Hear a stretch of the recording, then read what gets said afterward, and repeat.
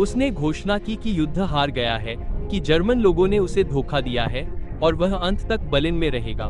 कुछ गवाहों ने उसे आंसू बहाते हुए, निराशा और क्रोध से भरते हुए बताया।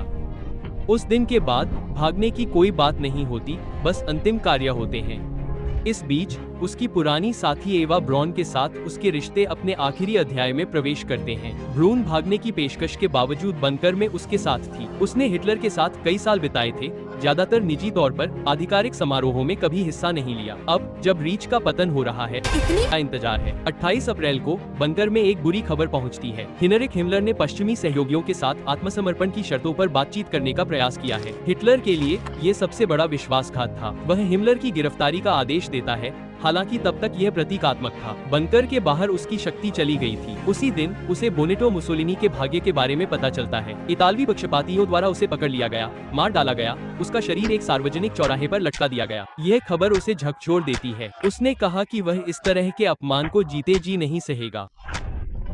28 से 29 अप्रैल की दरमियानी रात को लगातार बम आया। सोवियतों ने कभी भी पूरी जानकारी सार्वजनिक नहीं की, जिससे अफवाहें और षड्यंत्र के सिद्धांत फैलते रहे कि हिटलर भाग गया होगा, लेकिन बंकर में मौजूद लोगों की गवाही स्पष्ट है।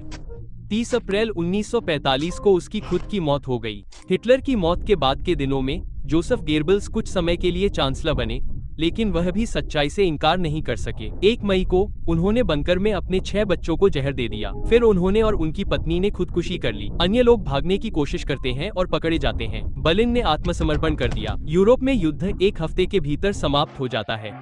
हिटलर के अंतिम दिन एक विजयी नेता या विद्रोही शहीद